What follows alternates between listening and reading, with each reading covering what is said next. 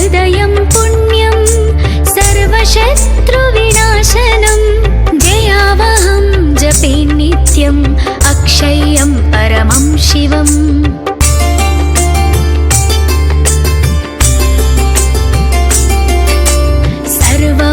सर्वमङ्गलमाङ्गल्यं सर्वपापप्रणाशनं चिन्ताशोकप्रशमनम् आयुर्वर्धनमुत्तमम् रश्मिमन्तं समुद्यन्तं देवासुरनमस्कृतं पूजयस्व पिबस्वन्तं भास्करं भुवनेश्वरम्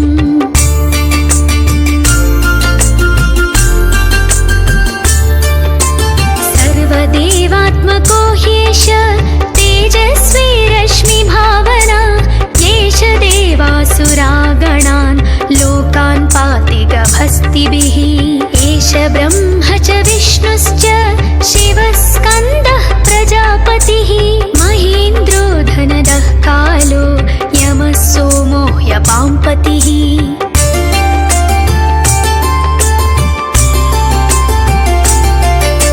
पितरो वसवः साध्या ह्यश्विनौ मरुतो मनो वायुर्वह्निः प्रजाप्राणः ऋतुकर्ता प्रभाकरः आदित्यः सविता सूर्यः खगः पूषा गभस्तिमान् सुवर्णः सदृशो भानु हिरण्यरेता दिवाकरः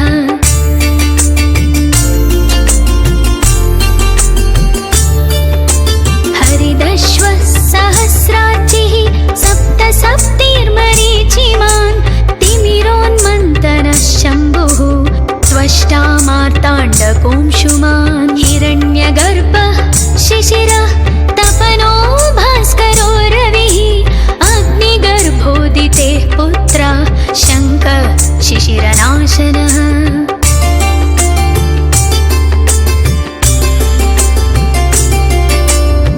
व्योमनाथस्तमो भेदी ऋग्यजो सामपारगः घनावृष्टिरपां मित्रो विन्ध्यवीधिप्लवङ्गमः आतपी मण्डली मृत्युः पिङ्गळः सर्वतापनः कविर्विश्वो महातेजा रक्तः सर्वभवोद्भव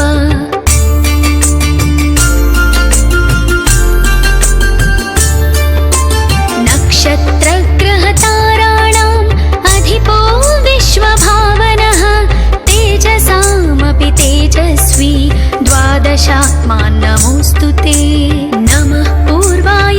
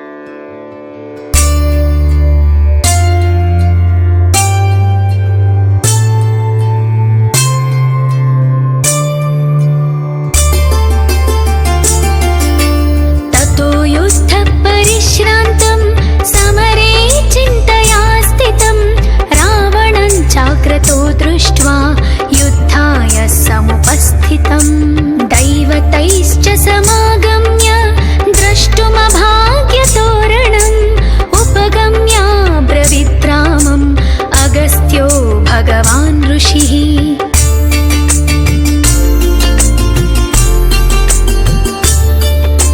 राम राम महाबाहो शृणु गुह्यां सनातनं येन सर्वानरीन् वत्स समरे विजयिष्यसि। आदित्यहृदयं पुण्यं सर्वशत्रुविनाशनं जयावहं जपे नित्यम् अक्षय्यं परमं शिवम्।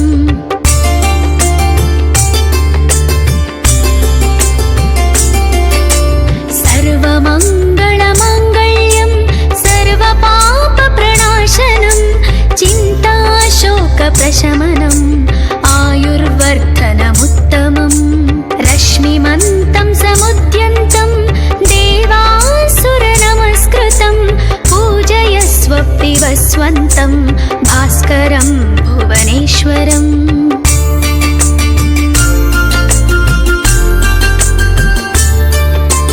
सर्वदेवात्मको ह्येष तेजस्वी रश्मिभावना येष देवासुरागण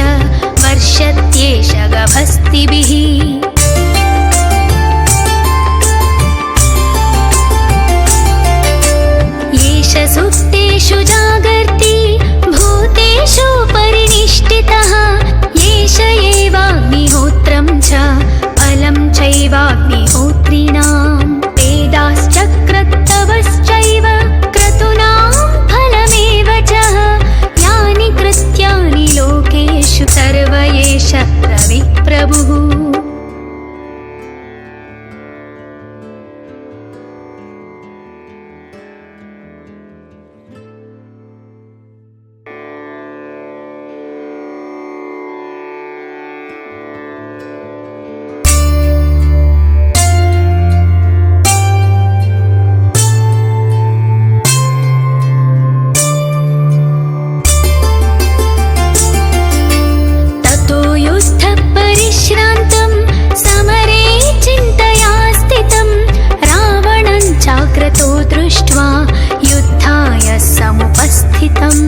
दैवतैश्च समागम्य द्रष्टुमभाग्यतोरणम् उपगम्य ब्रवीद्रामम् अगस्त्यो भगवान् ऋषिः।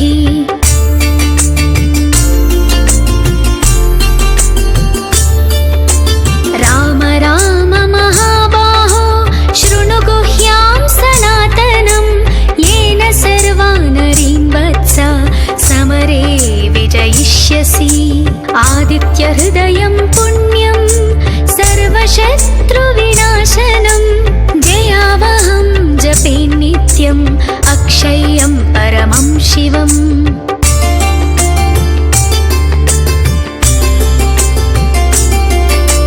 सर्वमङ्गलमाङ्गल्यं सर्वपापप्रणाशनं चिन्ताशोकप्रशमनम् आयुर्वर्धनमुत्तमम्। रश्मिमन्तं समुद्यन्तं देवासुरनमस्कृतं पूजयस्वप्तिवस्वन्तं भास्करं भुवनेश्वरम्।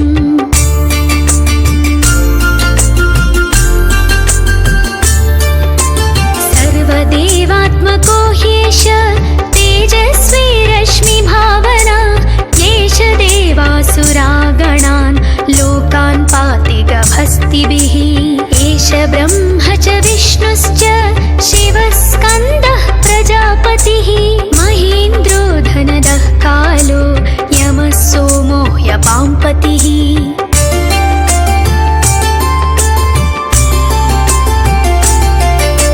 पितरो वसवः साध्या ह्यश्विनौ मरुतो मनो वायुर्वह्निः प्रजाप्राणः ऋतुकर्ता प्रभाकरः।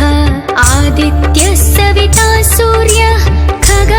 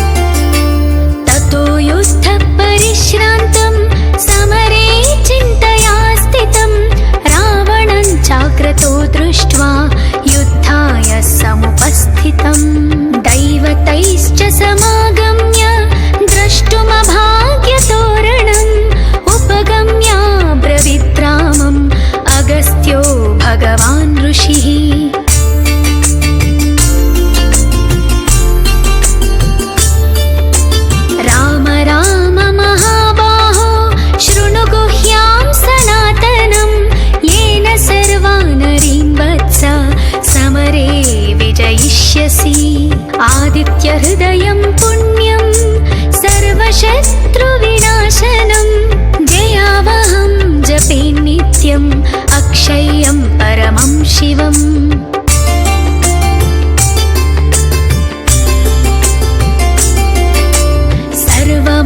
सर्वमङ्गलमाङ्गल्यं सर्वपापप्रणाशनं चिन्ताशोकप्रशमनम् आयुर्वर्धनमुत्तमम् रश्मिमन्तं समुद्यन्तं देवासुरनमस्कृतं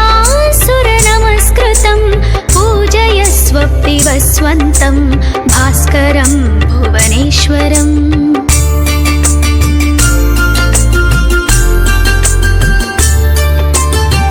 सर्वदेवात्मको ह्येष तेजस्वी रश्मिभावना येष देवासुरागणान् लोकान् पाति गभस्तिभिः एष ब्रह्म च विष्णुश्च शिवः स्कन्दः प्रजापतिः महेन्द्रो धनदः कालो यमः सोमो ह्यपाम्पतिः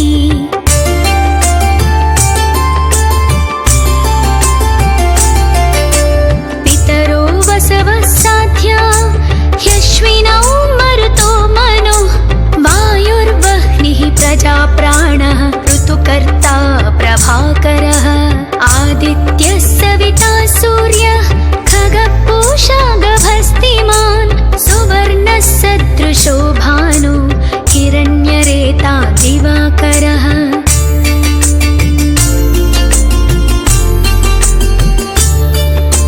हरिदश्वः सहस्राचिः सप्त सप्तिर्मरीचिमान् तिमिरोन्मन्तनः शम्भुः त्वष्टा मार्ताण्डकोंशुमान् हिरण्यगर्भः शिशिरः तपनो भास्करो रविः अग्निगर्भोदितेः पुत्रः शङ्कः शिशिरनाशनः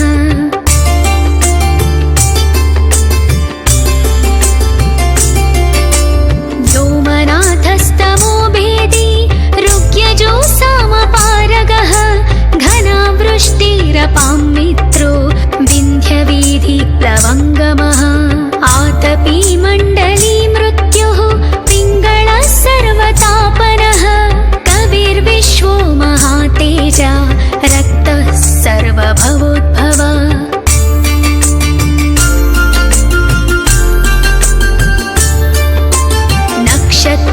नक्षत्रग्रहताराणाम् अधिपो विश्वभावनः तेजसामपि तेजस्वी द्वादशात्मान् नमोऽस्तु ते नमः पूर्वाय गिरये पश्चिमायाद्रये नमः ज्योतिर्गणानां पतये दीनाधिपतये नमः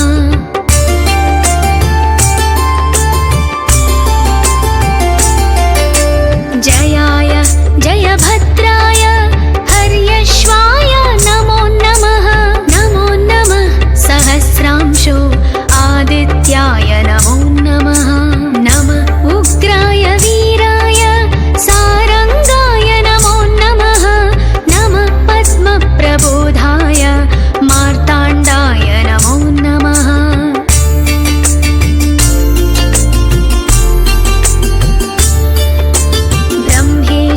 ब्रह्मेशानाच्युतेशाय सूर्यायादित्यवर्चसे भास्वते सर्वभक्षाय रौद्राय वपुषे नमः तमोज्ञाय हिमज्ञाय शत्रुज्ञाय मितात्मने कृतघ्नज्ञाय देवाय ज्योतिषां पतये नमः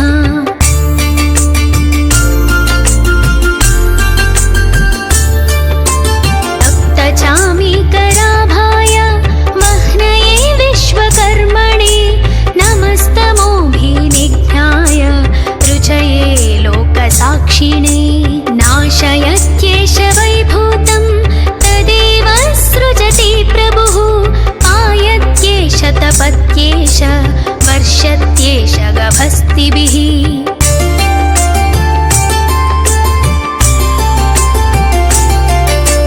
येष सुप्तेषु जागर्ति भूतेषु परिनिष्ठितः येष एवाग्निहोत्रं च फलं चैवाग्निहोत्रम् योगिनां वेदाश्चक्रत्तवश्चैव क्रतूनां फलमेव च यानि कृत्यानि लोकेषु सर्व एष रविप्रभुः।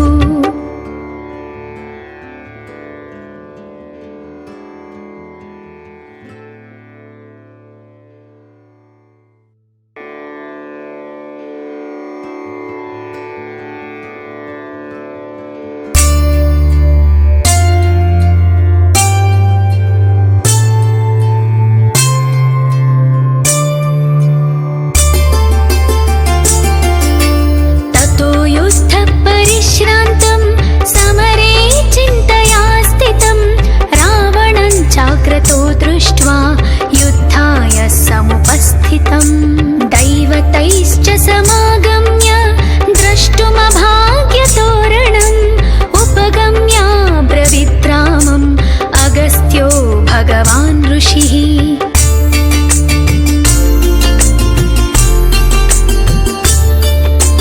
राम राम महाबाहो शृणु गुह्यां सनातनं येन सर्वानरीं वत्स समरे विजयिष्यसि।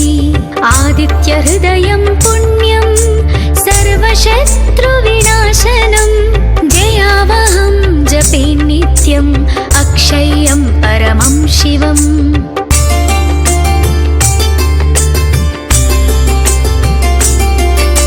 सर्वमङ्गलमाङ्गल्यं सर्वपापप्रणाशनं चिन्ताशोकप्रशमनम् आयुर्वर्धनमुत्तमम्।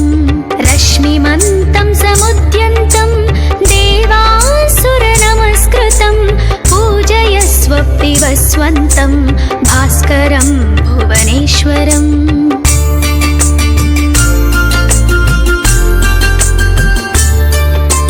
सर्वदेवात्मको ह्येष तेजस्वी रश्मिभावना येष देवासुरागणान् लोकान् पाति गभस्तिभिः। एष ब्रह्म च विष्णुश्च शिवस्कन्दः प्रजापतिः महेन्द्रो धनदः कालो यमः सोमो ह्यपाम्पतिः।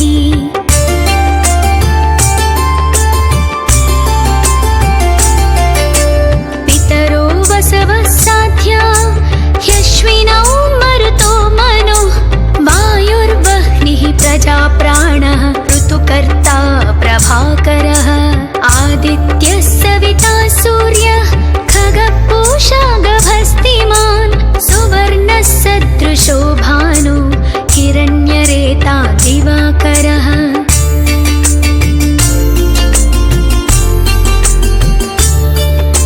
हरिदश्वः सहस्राचिः सप्त सप्तिर्मरीचिमान् तिमिरोन्मन्तनः शम्भुः त्वष्टा मार्ताण्डकोंशुमान्। हिरण्यगर्भः शिशिरः तपनो भास्करो रविः अग्निगर्भोदितेः पुत्रः शङ्खः शिशिरनाशनः।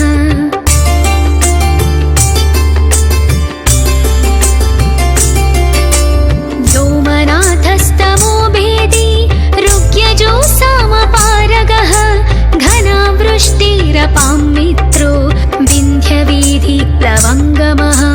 आतपी मण्डली मृत्युः पिङ्गळः सर्वतापनः कविर्विश्वो महातेजा रक्तः सर्वभवोद्भव।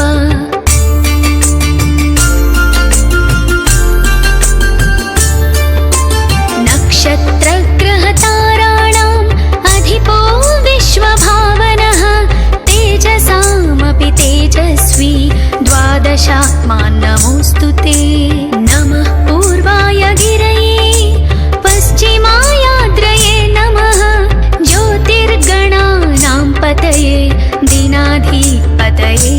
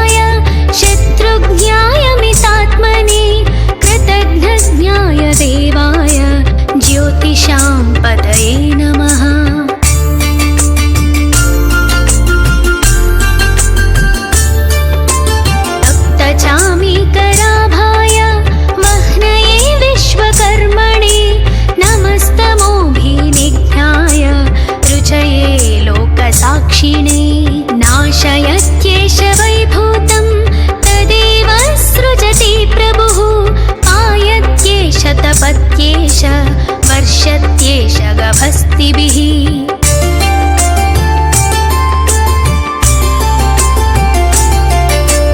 येष सुप्तेषु जागर्ति भूतेषु परिनिष्ठितः येष एवाग्निहोत्रं च फलं चैवाग्निहोत्रिणां वेदाश्चक्रत्तवश्चैव क्रतूनां फलमेव च यानि कृत्यानि लोकेषु सर्व एष रविप्रभुः।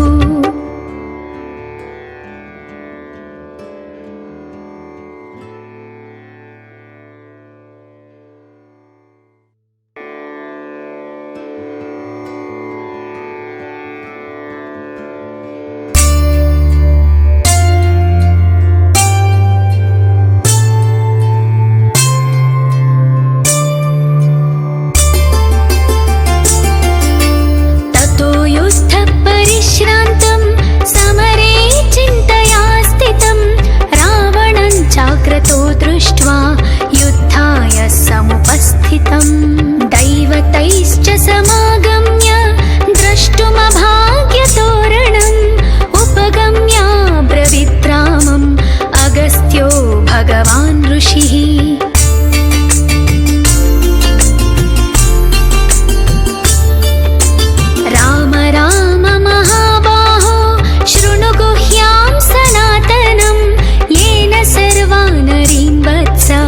समरे विजयिष्यसि आदित्यहृदयं पुण्यं सर्वशत्रुविनाशनं जयावहं जपे नित्यम् अक्षय्यं परमं शिवम्।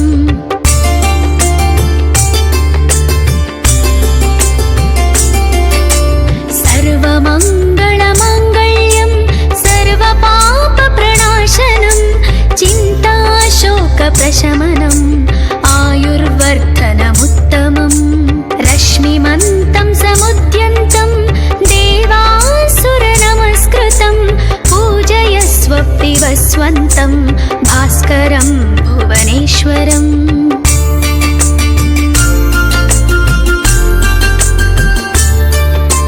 सर्वदेवात्मको ह्येष तेजस्वी रश्मिभावना येष देवासुरागणान् लोकान् पाति गभस्तिभिः एष ब्रह्म च विष्णुश्च शिवस्कन्दः प्रजापतिः महेन्द्रो धनदः कालो यमः सोमो ह्यपाम्पतिः।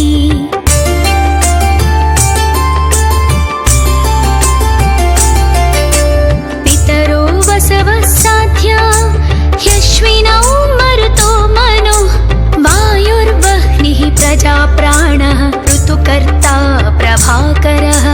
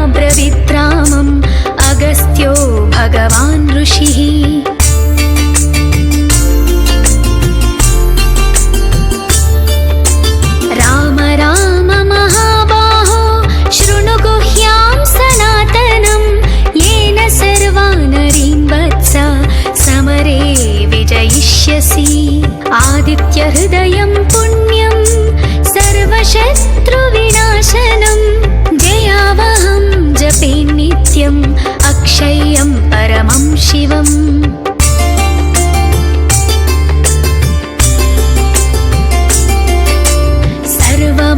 सर्वमङ्गलमाङ्गल्यं सर्वपापप्रणाशनं चिन्ताशोकप्रशमनम् आयुर्वर्धनमुत्तमम् रश्मिमन्तं समुद्यन्तं देवासुरनमस्कृतं पूजयस्व पिबस्वन्तं भास्करं भुवनेश्वरम्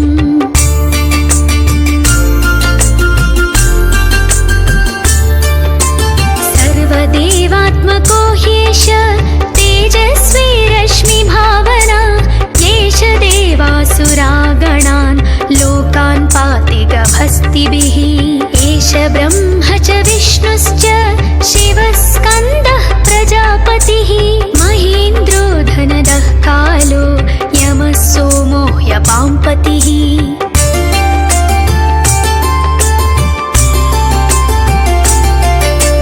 पितरो वसवः साध्या ह्यश्विनौ मरुतो मनुः वायुर्वह्निः प्रजाप्राणः ऋतुकर्ता प्रभाकरः आदित्यः सविता सूर्यः खगः पूषा गभस्तिमान् सुवर्णः सदृशो भानु हिरण्यरेता दिवाकरः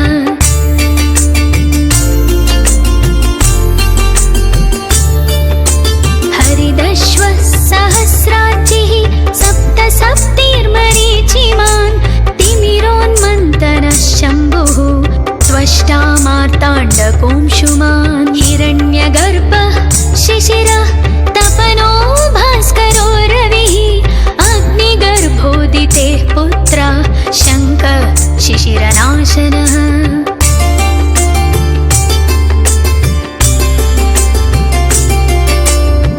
व्योमनाथस्तमो भेदी ऋग्यजो सामपारगः घनावृष्टिरपां मित्रो विन्ध्यवीधिप्लवङ्गमः आतपी मण्डली मृत्युः पिङ्गळः सर्वतापनः कविर्विश्वो महातेजा रक्तः सर्वभवोद्भव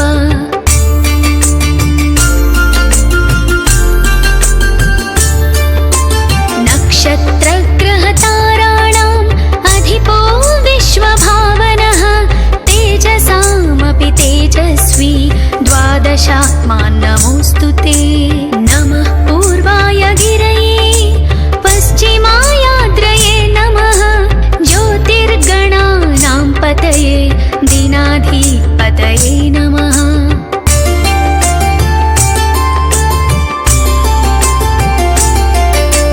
जयाय जयभद्राय हर्यश्वाय नमो नमः सहस्रांशो आदित्याय नमो नमः नमः उग्राय वीराय सारंगाय नमो नमः नमः पद्मप्रबोधाय मार्ताण्डाय नमो नमः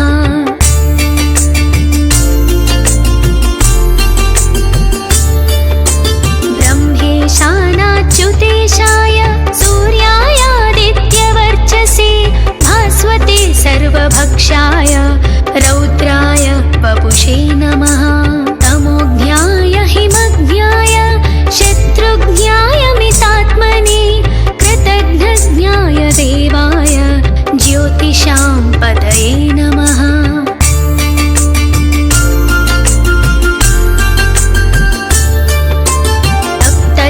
तप्तचामीकराभाय वह्नये विश्वकर्मणे नमस्तमोभिनिघ्नाय रुचये लोकसाक्षिणे नाशयत्येष वैभूतं तदेव सृजति प्रभुः पायत्येष तपत्येष वर्षत्येष गभस्तिभिः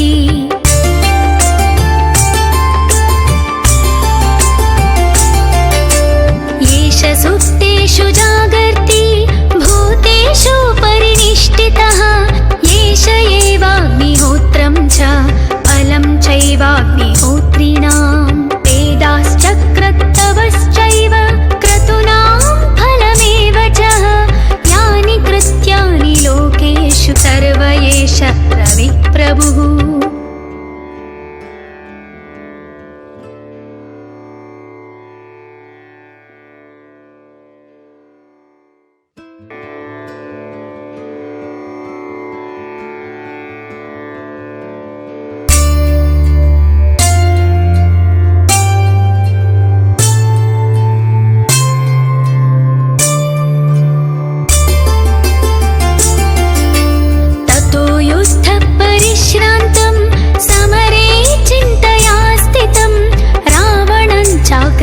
दृष्ट्वा युद्धाय समुपस्थितं दैवतैश्च समागम्य द्रष्टुमभाग्यतोरणम् उपगम्य ब्रवीद्रामम् अगस्त्यो भगवान् ऋषिः।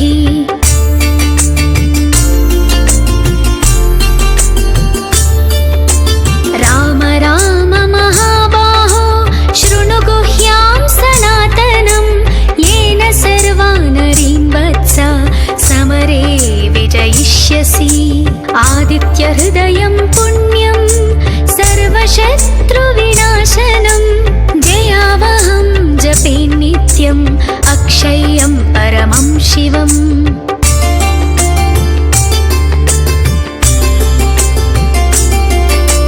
सर्वमङ्गलमाङ्गल्यं सर्वपापप्रणाशनं चिन्ताशोकप्रशमनम् आयुर्वर्धनमुत्तमम्।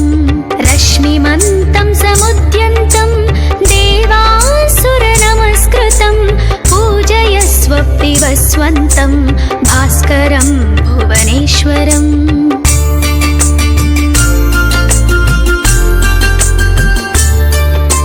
सर्वदेवात्मको ह्येष तेजस्वी रश्मिभावना येष देवासुरागणान् लोकान् पाति गभस्तिभिः।